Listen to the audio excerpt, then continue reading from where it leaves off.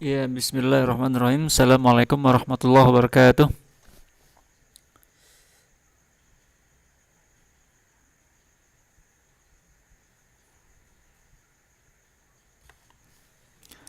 Oke, teman-teman sekalian, kali ini kita akan membahas tentang cara mendapatkan nilai A. Ya, buat Anda yang mungkin belum pernah ya merasakan dapat nilai A, nah coba silakan Anda praktekkan ini. Buat Anda yang sudah pernah, ya ini biar makin mantap lagi. Ya, mungkin Anda selama ini berpikir bahwa mendapat nilai bagus itu hanyalah nasib ya, hanyalah sesuatu yang datang dari langit begitu. Tapi sebenarnya ada beberapa langkah yang bisa kita jalankan ya. Jadi sama seperti orang masak kan. Nah, jadi maka masakan itu ada resepnya ya. Jadi kalau kita jalankan resep ya, step by step, maka hasilnya akan mirip dengan orang yang memberikan resep tersebut. Walaupun ini ada nanti trial dan error ya. Tidak bisa sekali nyoba langsung sukses ya, pasti ada proses belajarnya dulu, gagal dulu ya, kemudian hasilnya kurang memuaskan. Nah, itu adalah proses. Tapi kalau Anda jalankan terus konsisten dengan langkah-langkahnya, maka akan mendapatkan hasil yang maksimal. Nah, ini ada beberapa langkah, ini saya ambil dari referensinya dari bukunya Adam Ho, I Am Gifted. Oke, langkah pertama adalah konsisten. Ya, ini sebenarnya di video-video sebelumnya saya sudah bahas ya, banyak sekali langkah-langkahnya untuk mendapatkan nilai bagus ya. Ini sebenarnya penekanan saja ya. Nah, pertama kita harus konsisten ya. Jadi memang penting sekali membaca. Bagi Anda yang serius mendapatkan nilai bagus, Anda harus membaca buku Anda minimal 1 kali ya. Nah, kemudian jadi sebelum Anda masuk atau ya sebaiknya idealnya sebelum Anda masuk kelas, Anda sudah baca dulu ya buku Anda itu. Dan juga dibuat mind mapping. Nah, ini penting juga ya, setelah dibaca dibuat mind mapping. Selanjutnya, setelah Anda memang kalau Anda memang serius ya, Anda harus konsisten juga dalam hal aktif. Aktif di kelas ya, kehadiran harus maksimal dan juga keaktifan dalam Anda berdiskusi, kemudian bertanya ya. Ini juga akan menambah nilai Anda agar Anda bisa mendapatkan nilai A, nilai maksimal. Nah, selanjutnya ya, idealnya setelah Anda belajar, ulangi pelajaran Anda dalam waktu 24 jam. Nah, kenapa begitu? Karena memang memori kita akan lupa jika kita tidak mengulangnya selama 24 jam. Nah, jadi kita hanya bisa mengingat paling tidak 10% saja ya dari yang kita pelajari hari ini. Maka besok kalau hari ini kita belajar, besok udah lupa 90%, sisa tinggal 10%. Kecuali apa? Kecuali kalau kita ulang. Nah, jadi setelah kita belajar, kita ulang, maka itu nanti akan lebih kuat lagi. Apalagi ditambah lagi kita mau melanjutkan dengan membaca buku dan juga membuat mind mapping, maka itu akan semakin kuat lagi hafalan dan ingatan kita. Nah, ini juga masalah PR ya. Jika Anda benar-benar serius mendapatkan nilai A, Anda harus mengerjakan tugas tepat waktu. Nah, gimana caranya? Maka memang kita harus menyediakan waktu ya, idealnya sehari itu 2 jam. Nah, kalau Anda memang sibuk banget ya, apalagi mungkin jika Anda sudah berkeluarga atau Anda kerja part time ya, ini juga akan memakan waktu. 2 jam mungkin sulit Anda dapatkan, mungkin Anda bisa mempersingkat menjadi 1 jam ya, paling tidak itu idealnya. Nah, di waktu itulah Anda mengerjakan tugas-tugas Anda. Jadi jangan sampai tugas kita molor dari deadline ya. Ini sangat mempengaruhi nilai kita. Nah, selanjutnya pahami jawaban-jawaban yang salah dalam PR. Setiap ada tugas ya, kita lihat jawaban kita apakah benar atau salah. Kalau salah, yang benar bagaimana? Nah, ini memang khusus buat yang di sekolah ya. Karena kita masih pelajarannya benar dan salah kan. Kalau di kampus atau perguruan tinggi mungkin lebih fleksibel ya.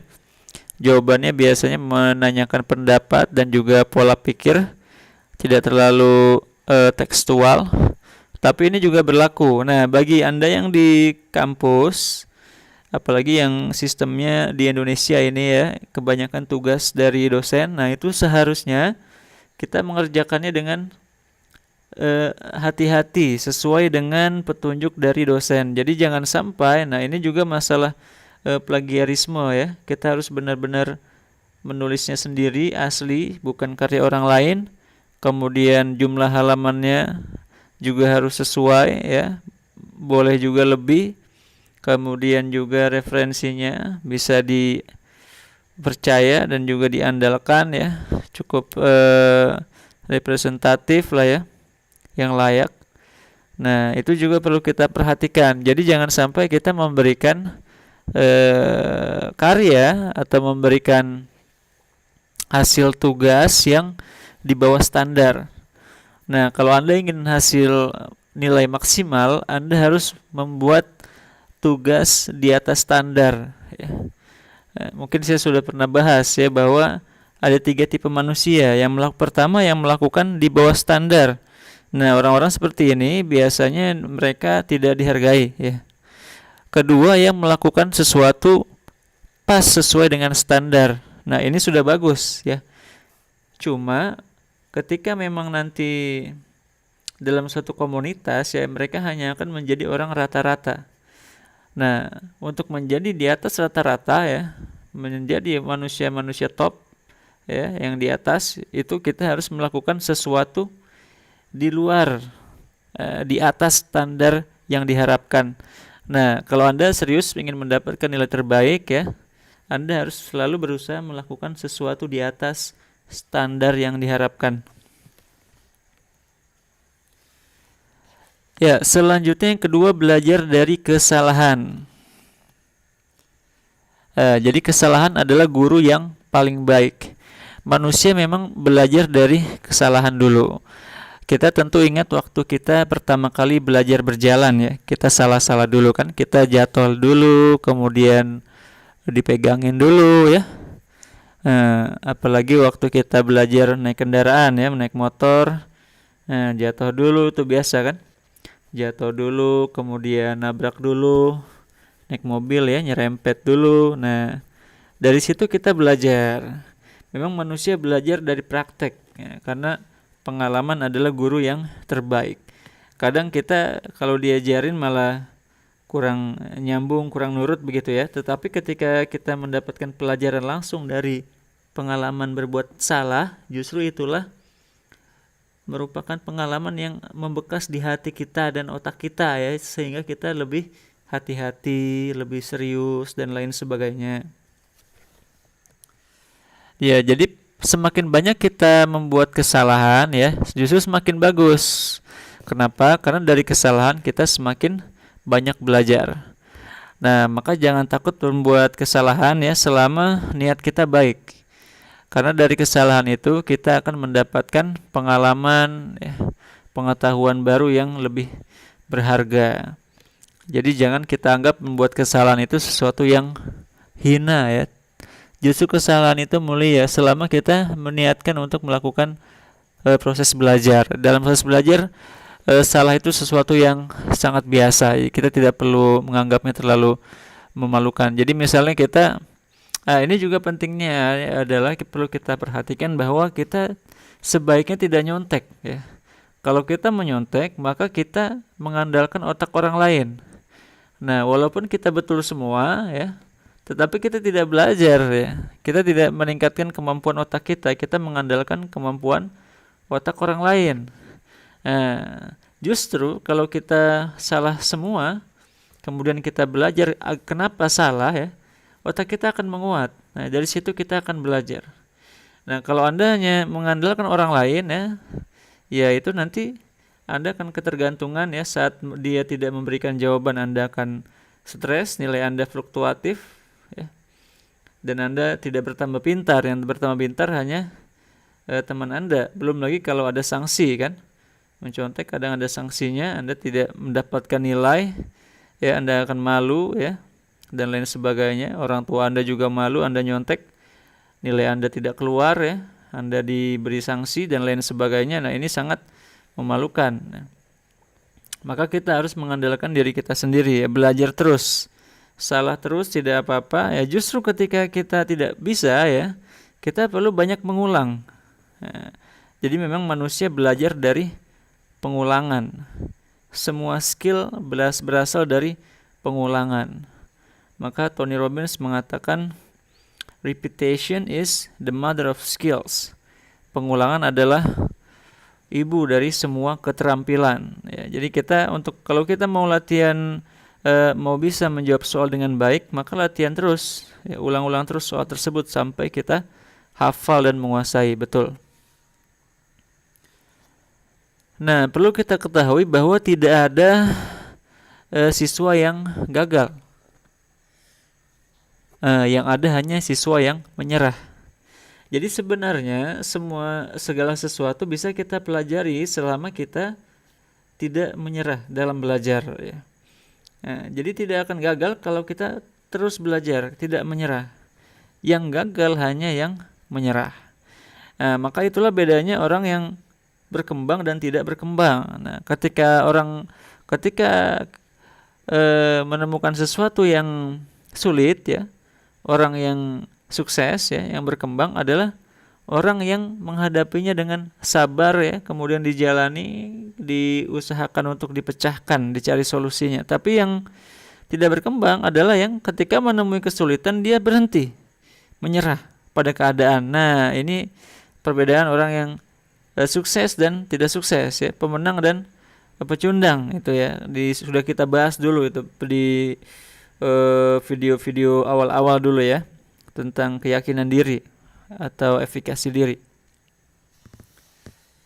Nah, jadi kuncinya adalah belajar terus ya. Gagal coba lagi, ulang terus sampai terus mencoba. Nah, itulah adalah kunci menuju kesuksesan ya, menuju keterampilan, kemampuan, kemahiran dan lain sebagainya. Ya, ini contoh menarik dari Abraham Lincoln. Nah, kita mungkin sering mendengar ya nama ini. Dia adalah salah satu presiden Amerika ya di masa-masa genting, yaitu di masa perang saudara. Jadi Abraham Lincoln ini ya, yang saya pernah baca dikatakan dia sebagai presiden Amerika yang tidak perlu teks pidato. Kenapa? Karena memang dia pidatonya paling pintar ya. Pintar sekali pidatonya. Saking pintarnya tidak butuh teks. Ya, semua presiden pasti pakai teks. Bahkan presiden-presiden yang besar ya, seperti Bung Karno, beliau pun kalau pidato pakai teks. Pak Harto ya, kecuali Gus Dur ya, karena beliau memang tidak melihat ya. Hampir semua pidato beliau langsung tanpa teks. Nah, Abraham Lincoln ini tanpa teks, walaupun dia bisa melihat ya, dan juga kemampuan retorikanya, kemampuan orasinya sudah diakui oleh semua kalangan. Nah, ternyata walaupun dia dianggap salah satu presiden Amerika yang paling hebat ya, dia ini ternyata seorang yang sering gagal ya. Anda bisa lihat di layar itu. Ternyata dia lahir di tempat terpencil. Bahkan orang tuanya buta huruf. Nah, tidak bisa baca tulis. Dia juga tidak memiliki pengalaman pendidikan formal, ya, dia tidak sekolah. Kemudian dia tidak memiliki contoh teladan. Ya, mungkin Anda yang Muslim ya punya contoh teladan kan, kita punya Rasulullah ya, ada para sahabat, khulafaur rasyidun, tokoh-tokoh ilmuwan hebat ya. Nah, dia ini bukan orang, mungkin sepertinya dia orang Kristen ya, saya juga belum mengkaji dengan detail. Kemudian dia wafat, ibunya ya.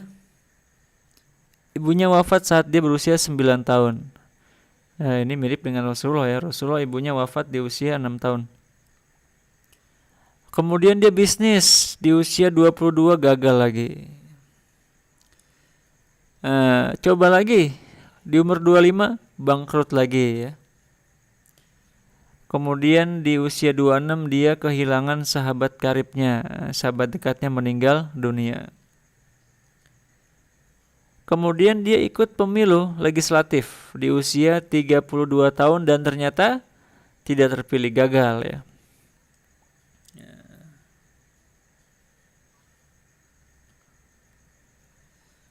Kemudian ikut pemilu lagi. Nah, ini mungkin sepertinya saya salah ketik ini ya. Dia kegagal lagi di pemilu legislatif. Nah, kemudian dia mencalonkan diri menjadi wakil presiden ya, calon wakil presiden di usia 47 tahun dan ternyata gagal lagi. Kemudian dia ikut pemilu lagi, pemilu sebagai senator di usia 49 tahun dan ternyata gagal lagi. Nah, baru ketika dia usia 51 tahun, dia terpilih sebagai presiden Amerika. Nah, itu saat perang saudara antara utara dan selatan. Nah, begitu teman-teman sekalian. Jadi orang yang gagal-gagal terus ya, itu ternyata malah bisa sukses besar ya. Bahkan kalau Anda tahu Jack Ma ya, banyak videonya itu dia bercerita bahwa dia itu dulu pengen kuliah di Harvard. Ternyata dia ngirim aplikasi pendaftaran 10 kali ditolak semua. Kemudian dia pernah melamar jadi polisi, ditolak ya, tidak dapat. Kemudian ada KFC dibuka di Cina, di kotanya dia pengen jadi pegawai KFC. Ada 11 orang melamar, 10 diterima, 1 ditolak. Yang ditolak Jack Ma itu, dia ditolak lagi ya. Nah, walaupun dia ditolak-tolak akhirnya dia malah bisa menjadi orang sukses ya. Di usia 50-an dia berhasil membesarkan sebuah perusahaan Alibaba menjadi perusahaan besar. Kemudian go public ya, akhirnya dia menjadi seorang miliarder ya, bilioner. Nah ya, jadi banyak contoh-contohnya orang-orang yang gagalnya banyak itu malah suksesnya juga besar ya. Jadi orang yang tidak mau gagal justru dia sedikit belajar dan kesuksesannya juga terbatas ya. Ya, kita juga tahu Rasulullah itu beliau juga 13 tahun beliau di Mekah itu gagal-gagal ya, berdakwah kesana kemari, yang mengikuti juga tidak banyak. Baru nanti akhirnya beliau sukses di paruh kedua dakwahnya setelah pindah ke Madinah ya. Akhirnya menjadi komunitas muslim pertama yang membesar dan kemudian berkembang menjadi imperium besar ya, sampai sekarang menjadi negara-negara muslim di berbagai belahan dunia. Oke, yang ketiga adalah manfaatkan ujian dan tes dengan maksimal. Nah, lakukan yang terbaik dalam setiap tes. Setiap ada ujian, persiapkan dengan maksimal ya, baca buku, dihafalkan. Kemudian setiap ada tes, evaluasi hasilnya ya. Yang mana yang salah, apa yang benar, kenapa salah, apa jawaban seharusnya dan lain sebagainya ya.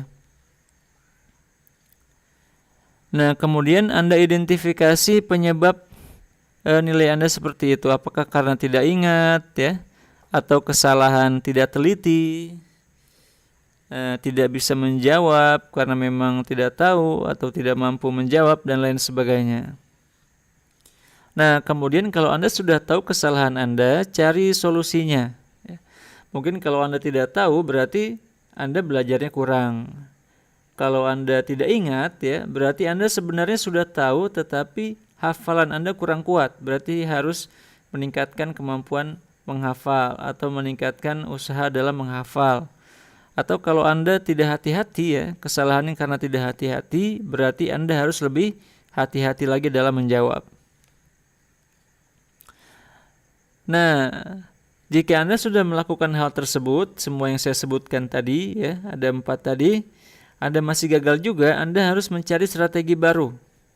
Ya, misalnya Anda sudah nih, semua langkah sudah Anda jalankan selama 1 semester, ternyata hasilnya kurang maksimal. Nah, Anda harus cari strategi baru. Kemudian aplikasikan, coba lagi yang lebih bagus strateginya, lihat hasilnya. Kalau sudah membaik, Anda lanjutkan atau Anda tingkatkan. Nah, kalau Anda gagal ya, Anda harus cari strategi baru. Jadi kalau Anda mengulang kesalahan yang sama, Anda tidak akan berkembang ya. Anda harus cari pola baru yang lebih efektif. Nah, begitu. Ini adalah salah satu cara untuk mengatasi kebuntuan dalam usaha Anda dalam belajar. Ya, ini dulu ya presentasi saya hari ini. Mudah-mudahan ada manfaatnya bagi Anda yang ingin update terus tentang video-video motivasi belajar. Silakan cek channel saya ya. Ada banyak sekali beberapa video ya. Video-video tentang motivasi dan strategi belajar. Dan untuk update selanjutnya silakan subscribe agar Anda bisa terus update tentang video-video teknik belajar dari saya. Terima kasih banyak atas partisipasinya. Terima kasih sudah menonton. Semoga bermanfaat. Kurang lebihnya mohon maaf. Wassalamualaikum warahmatullahi wabarakatuh.